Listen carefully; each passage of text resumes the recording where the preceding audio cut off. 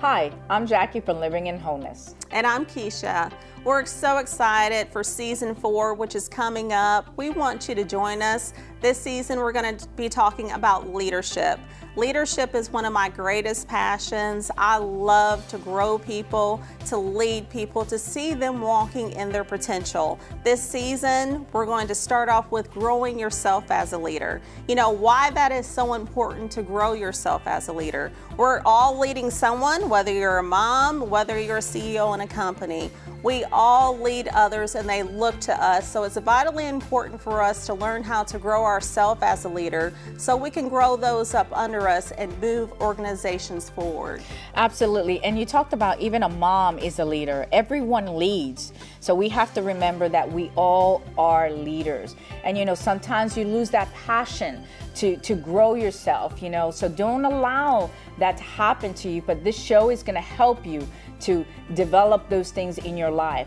Then we're going to go into power of relationship with Matt and Christy. I think that one is an awesome topic to talk about because relationship goes across our entire life.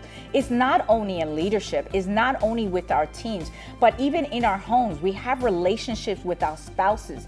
We need to learn to build those relationships. But in leadership, we also need to learn to build mentors. Those relationships that really bring impact into your life. Absolutely, Jackie. We weren't meant to move forward and go forward on our own. We were built to need each other to move forward, on where we're going. We need each other. Our next one will be structuring for growth with a special guest, Chris Honeycutt. We're going to talk about organizations. Sometimes you have to restructure in order to grow. That can be hard, that can be challenging, but as you'll hear from our special guest, he has a company that can help you develop those tools that you need to move yourself forward as an organization. Yeah, and you would think that it's just for your organization you restructure. You know what? I restructure at home. Restructuring even is a personal thing, is not just a business thing. So don't think, that show is not for me. It's for you. It's for everyone. Then we're going to talk about the qualities of a good leader. That is extremely important. We need to know what those qualities are, so that way we can see where our weaknesses are and we can grow in those particular areas. I know I'm not perfect. Are you, Keisha? Absolutely not. But so we always got to develop ourselves and know what those qualities are. Absolutely. So qualities like integrity, character, things we all need to work on, things that we all need to develop, and developing those things in our team, learning how a leader, to speak into your team and building those relationships with your team. And that moves us into number 5. We'll be talking about building an effective team. Again, team is everything. We need each other in organizations. We can't get there on our own. So recognizing our team members, what's in them, what's their strengths, what's our strengths, what's their weaknesses.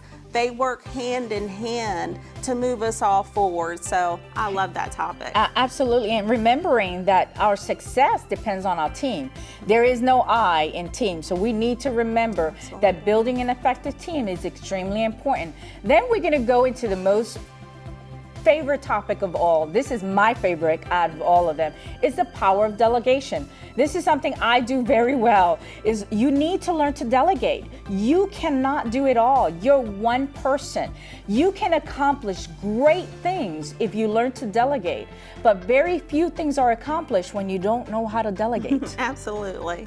It's not good for you. It's not good for your organization if you do it all yourself. Again, you become the lid when you do not delegate. So again, learning strengths, learning weaknesses, and moving your team forward. We need each other. Yes. You have to delegate. We'll give some good principles in that, even talking about the Jethro principle of what he told Moses on how to properly delegate and who to choose in that delegation. Yes. Then we go on to leadership development. Chris Honeycutt will also be our special guest on that one, just talking about, a leadership development plan. As an organization, really you should not continually be going outside of your organization to bring leaders in to lead. You should be raising up and developing leaders within inside of your own organization. That's what leadership development is. It grows you, it grows your team, therefore it grows your entire organization. Absolutely. And keeping in mind, you said a key thing, it grows your organization. Leadership development is for you to grow in a organization, just anything, it will grow if you develop them. And then we're going to go to burnouts and boundaries. I think this is a key as a leader.